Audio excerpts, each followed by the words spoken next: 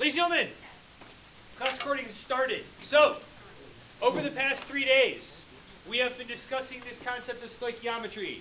And we've been talking about the mass and quantity relationships among reactants and products in a chemical reaction. So not just what's there at the beginning and what's there at the end, but how much is there at the beginning and how much is there at the end. Okay? So we introduced an important conversion factor that helps us in figuring out different amounts of the chemical reaction. And what did we call that very important conversion factor we've been dealing with over the past few days? The mole ratio. Ronnie, where does the mole ratio come from? Coefficient. Coefficients of the balance equation. Good job, everybody. All right, so I asked you guys at the beginning of class if you would pull out this sheet here. It says Introduction to Stoichiometry Problems, Mass-Mass Relationships. I just made it bigger so it's a little easier for you to see. Okay. I want to introduce this last section. We didn't do any of these example problems yesterday. I want to introduce this last section by doing an example problem to illustrate why we have to go through the process that we've been going through over the past couple of days. And that problem that we're going to start with is question number 3. So question number 3 on this sheet that says mass-mass relationship reads, solutions of sodium chloride and silver nitrate produce a silver chloride precipitate and a sodium nitrate in a double replacement reaction. So I hope that you read that and some of those things sound familiar, right? Like precipitate or a double replacement reaction.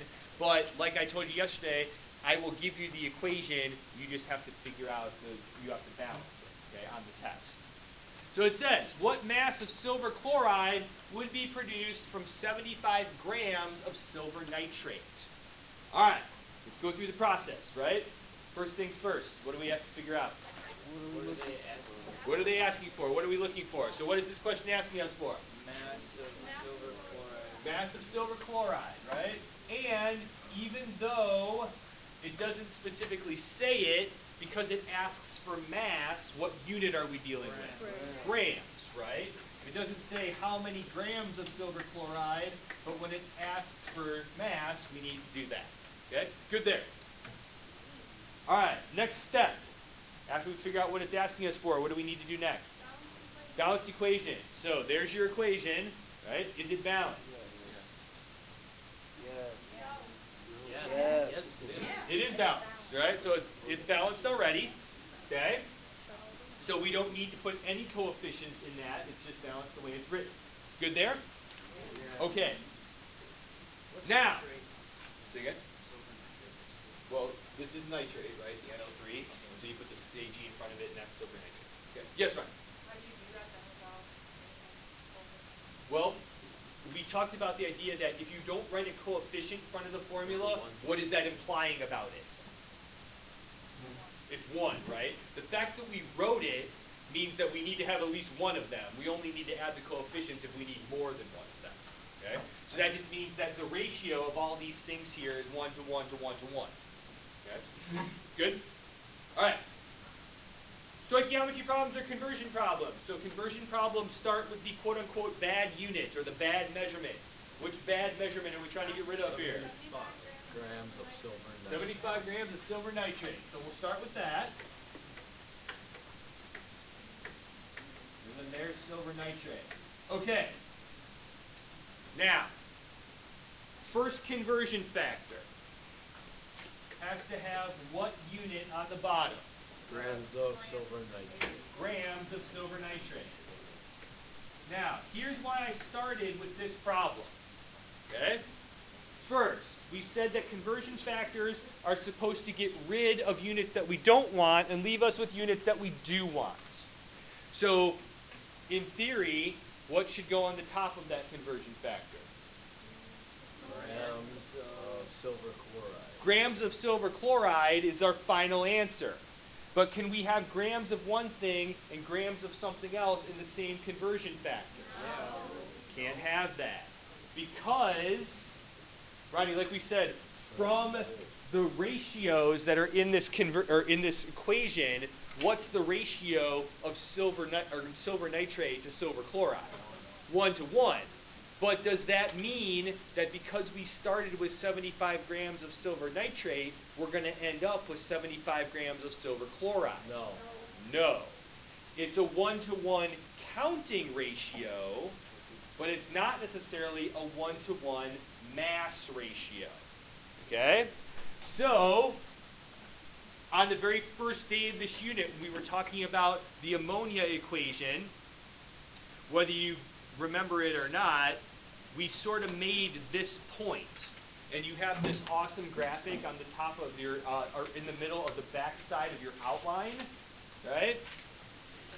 If we have grams of one thing and grams of something else, right? Grams of A and grams of B, we cannot convert directly between those numbers even if the equation is showing us a 1-to-1 ratio.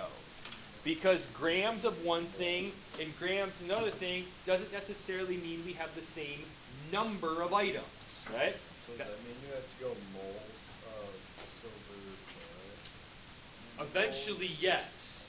Okay? Silver Does that mean we need, moles of silver chloride? Yes, but first, going back to this, we have to convert our grams of silver nitrate into what? Moles of silver nitrate. So it's a mole ratio. Right? Well, not mole ratio yet. When we have grams of silver nitrate and moles of silver nitrate in the same conversion factor, what do we use? Nope. When we have grams and moles, right? Periodic table thing. What do we call that periodic table thing? The molar mass, right? Yes. Is that what you said? I thought you said the mole ratio. Somebody there. So, Ronnie, just to be more clear, average atomic mass and molar mass are not exactly the same thing, but numbers-wise, they're the same thing, right? We get it off of the periodic table. Okay? So, we need to go to the periodic table and figure out the molar mass of silver nitrate. How many atoms are in a molecule of silver nitrate? 4. No. 5. 5. What are they? Silver, nitrogen. How many silvers? 1. And then there are Three oxygen. 1 nitrogen and Three 3 oxygens, right? So 1 silver, 1 nitrogen, 3 oxygens. We need to know the mass of all of them together.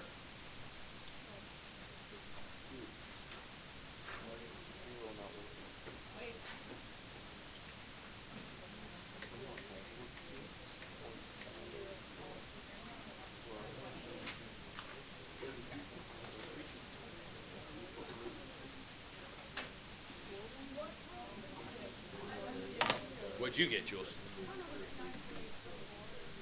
I got 158, but we're using a little bit of periodic.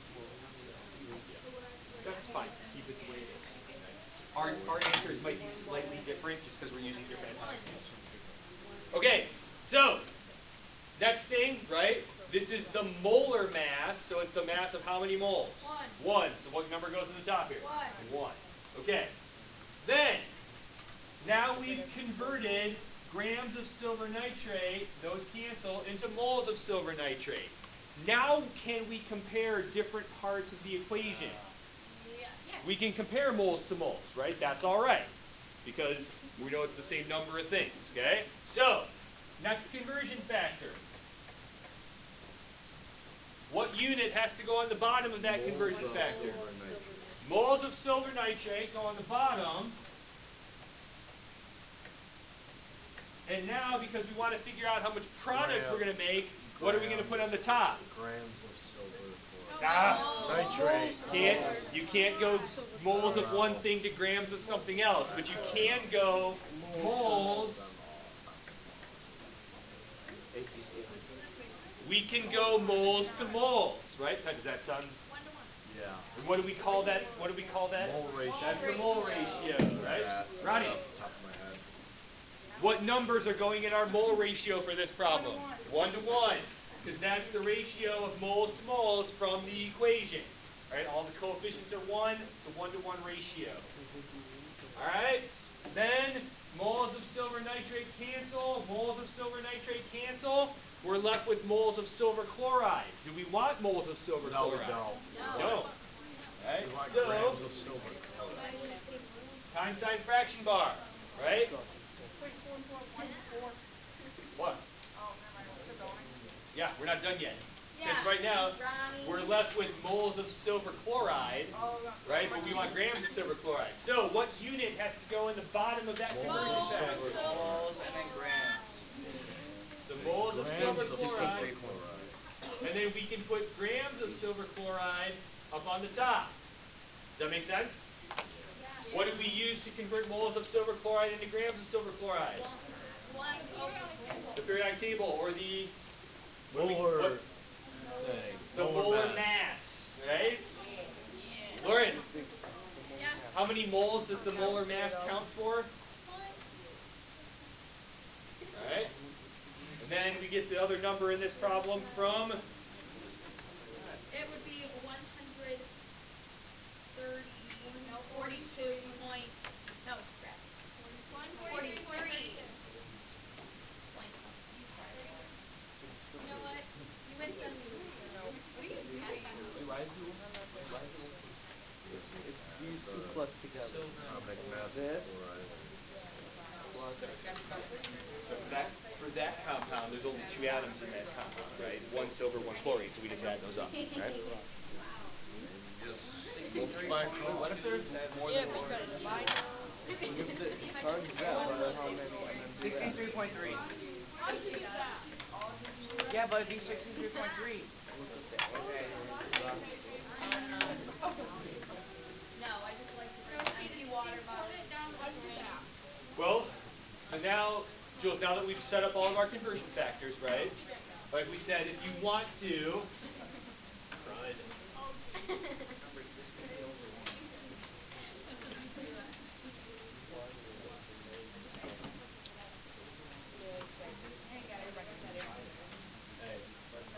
so we can put that over 1, okay? And now we're just multiplying a bunch of fractions together, right? Right.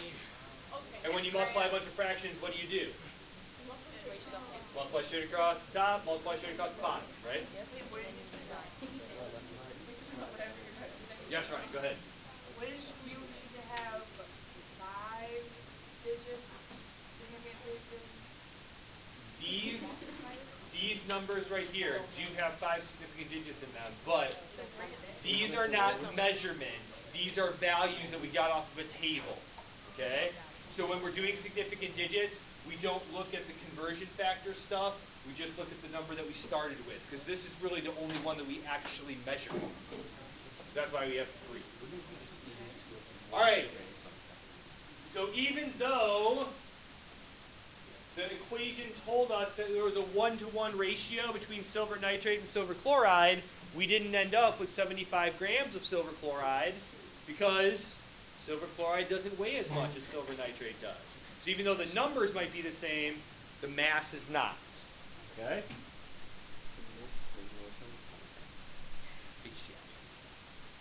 All right, good there? Okay with that? All right, so like we just saw in that problem, and I showed you this graphic before, if we're presented with grams of something, which generally speaking is how we measure, so a lot of times you're going to know you're going to start with a certain mass of a reactant. If we want to figure out how much product we should get, we can't just convert from grams to grams in one step. We have to go through the mole ratio, first converting the grams of our reactant into moles, then using the mole ratio to go from moles of reactant to moles of product, then convert the moles of product into grams of product. Good there? So, 3 steps. Gradually, we've gotten more and more steps. On Tuesday, when we did the mole-to-mole problems, that's a 1-step problem, just the mole ratio. Okay? If we start with moles of reactant and you want moles of product, that's just 1 conversion factor, mole ratio. If I give you mass to start with, or grams to start with, like we were talking about before class, If I give you grams to start with, you have to convert those grams first into moles, then you can convert moles to moles. Here, I want grams of a reactant and figure out grams of the product. If you take a look on your outline, okay, grab your outline out, please. And on the back of your outline is this example problem.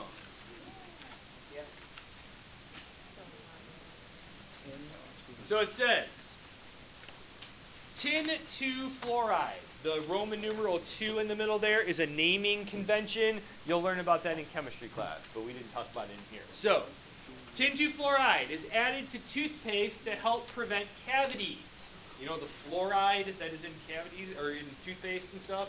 It helps you keep your teeth healthy. It's not just fluoride, it comes... Yeah, you're not supposed to swallow toothpaste. I didn't know that until like a month ago. Yeah, you No, shouldn't swallow. same with mouthwash. Isn't that when that's supposed to Yeah, You're not definitely supposed to not. swallow. You guys not know not to do No, it. You because actually no one ever swallow told me. mouth. Yeah, I even know. says So I it was on the like- directions. I was like, It tastes disgusting. Wait, what are you I've never I was like swallowed taking mouth. mouthwash. Don't swallow mouthwash. Spit that out. It's minty. It's like a shamrock shake, right? Neither did I just swallowed it. What? I've never had A shamrock shake? You better get on it. Because you know what McDonald's does? McDonald's, and this is true because my wife, they happened here last year. Like they order a certain amount of shamrock shake, and then once it's gone, it's gone. Like last year I think my wife said she went, like it was March 1st, and she's like, can I get a shamrock shake? And they're like, we're out. And they're like, it's not even St. Patrick's Day yet. Yeah, they did come out early. I think they came out early. They come out like... All right. So, let's go through this example problem. Hey. So, tin 2 fluoride is added to toothpaste to help prevent cavities. It does not work by swallowing it. It is made by a single replacement reaction of tin with gaseous hydrogen monofluoride. How many grams of tin 2 fluoride are produced from 30 grams of hydrogen monofluoride? So, let's go through the process, okay? First thing we need to determine is what? Oh, what is they asking you?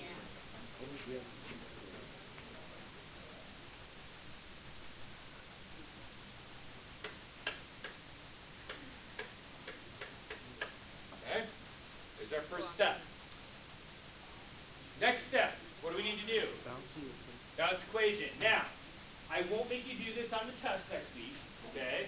I didn't give you the equation here, but let's go through some things and we'll review some stuff in the process, things that will be on your test. I won't make you come up with the equation on your own, but let's do it together, okay? Yes, Lynn? Will we ever have to go over? Not in this class, no. Right? That's more of a chemistry thing, okay? Especially not in this unit. In this unit, I'll give you the equation. You just have to balance it. But let's figure it out from the information we have. So, what are our reactants in this reaction based on our description of the description of the problem here? What are we starting with? Tin and hydrogen monofluoride. Alright, so we start with tin, which is SN, plus hydrogen monofluoride, which is HF. Okay? And then it tells us it's what kind of a reaction? Single replacement. So in a single replacement reaction, we start with an element, like tin, and it goes into a compound and kicks something out of the compound. Okay. First, tin is a metal, right? And so it's going to be a cation in a compound. So, Devlin, is it going to kick out hydrogen or is it going to kick out fluorine then? Hydrogen, because hydrogen is in that cation spot, and we know that eventually we have to end up with what? Tin fluoride. Tin fluoride, right? So here's our product, or one of our products, and then in a single replacement reaction, the element that gets kicked out of the compound is just left by itself. So what element is going to be left by itself? Hydrogen. But what do we know about hydrogen? It's diatomic. So the product of this reaction is not plus H, it's plus H2. Okay. So, is this equation balanced the way that it is written? No. It's not. It's pretty easy to balance though. We throw in that coefficient there and now we got it. I told you it was pretty easy. Alright, so now let's go through the process, right? Stoichiometry problems get rid of measurements that we don't want and leave us with measurements that we do want. So what measurement are we trying to get rid of in this problem? Hydrogen monofluoride. Specifically, how much hydrogen monofluoride? 30 grams. Okay, so we know that we have 30 grams of hydrogen monofluoride. Okay? And we want to know how many grams of tin fluoride. We just talked about that you can't go grams to grams, right? We can go moles to moles, though. So the first thing we have to do is get rid of grams of hydrogen monofluoride. So, our first conversion factor, what unit has to be on the bottom? What about hydrogen monofluoride? Grams of hydrogen monofluoride. And then what's going to go on the top of that conversion factor?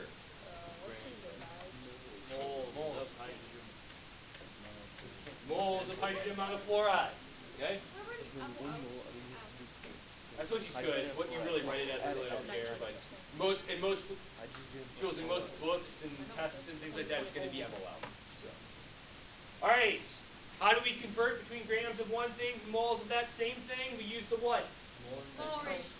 Molar mass. I suppose you should probably listen to the question before you answer it. Just, you know. I was No, you weren't. You were talking to Maddie. So.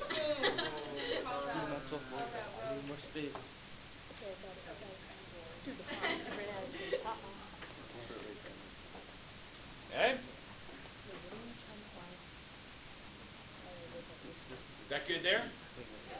Okay. So then, grams of hydrogen fluoride cancel. We're left with moles of hydrogen fluoride, but we don't want moles of hydrogen fluoride. Time sign fraction bar. So what unit's going on the bottom? Moles of hydrogen fluoride. And now we can compare one part of the reaction, a reactant, to one part of the reaction, which is a product, by using the what? Mole ratio. It's NS. Okay. Ronnie, where did the numbers in the mole ratio come from? So what numbers are we putting into this conversion factor, into this mole ratio? On the bottom two. Yep. And the top. The two on the bottom, one on the top. Okay. Then we go moles to moles, right, Jafar? What do we call that? What is that conversion factor called? No, we go moles to moles. Something. But Yes, something. It's called the mole ratio. okay, but I have a question. Yes. So the 2 comes from the red one right there, right? Yep. And then where does that 1 come from? Well, when we said the mole ratio, the Oh, it's number 1, yeah. right, come from the coefficients, and if there's nothing written, that implies that it's 1. So, moles of HF cancel, moles of HF cancel. We're left with moles of tin fluoride. Do we want moles of tin fluoride? No. Time sign fraction bar. So what unit has to go on the bottom? Moles of Ten. tin fluoride. Moles of tin fluoride. And then what's going to go on the top? Grams of tin fluoride. Now, something to remember. We talked about it yesterday, and I've mentioned it 3 times already today. When we're going from moles to grams, we're going to use the molar mass. But the molar mass is the mass of how many moles? 1. Even though, oh, it doesn't even, I'm sorry, should actually, my bad. So, 38. 1's going to go here, and then the number from the periodic table is going to go on the top.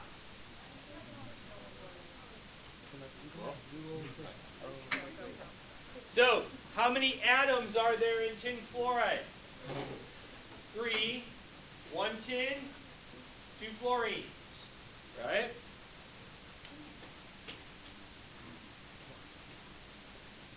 What's the answer? 4,701. I know. Oh my god.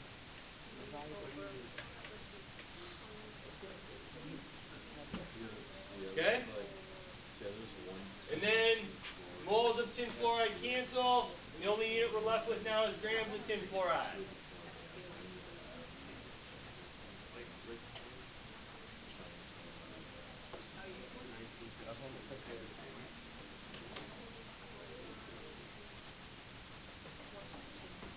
Okay, I get it. 0.47. Yeah, 0.5. 0.5.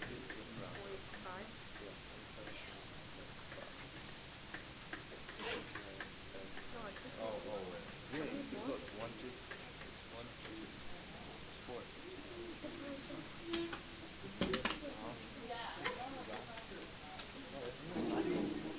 No, easy. Yeah, I got it. Wait, no, I do. Okay, we're done. 17.5?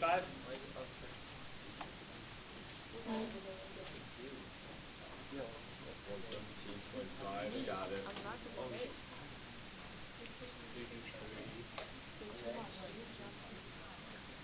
So remember, Jafar, we can turn that first number. We can turn that first number into a fraction if we want, right? Put it over once. Now we're just multiplying fractions, right? So you multiply bottom to top. Multiply across the top, multiply across the bottom, and divide. All right. One question before we wrap it up here for today. So,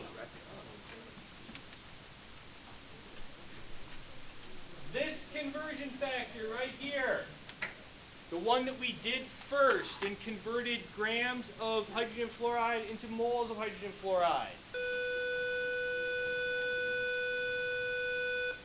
Keep in mind that when we are converting grams into moles using the molar mass is the mass of 1 mole. So even though the hydrogen fluoride has a 2 coefficient in front of it in the balanced equation, we don't use that when we are converting grams to moles. That coefficient only shows up in the mole ratio. Okay? People make that mistake often, so make sure we keep that in mind. When we're converting grams to moles or moles to grams, that's on a 1 mole basis, regardless of what the coefficient of that formula is in the equation. Okay? Good there? So, tomorrow, you have your quiz in class. It's open note. You'll get to work with a partner. You have approximately 15 minutes till the end of class. I would highly recommend working through more problems on the mass-mass relationship sheets. One thing that I find a lot, and I've already sort of found it out this week, in class, everybody sits there and nods their head, and they're like, yep, I got it. Yeah, totally understand it. And then you come see me before school the next day or during study hall, and you're like, don't got it. All right? So, practice, practice, practice. If you are doing the problems, I guess I should say when you are doing the problems, if you go to the calendar, tonight's homework assignment, if you pop it up, there's an attachment. It's the answers to the mass-mass problems. I'll put them up on the board right now so you can see how you're doing, and we'll go from there. All right?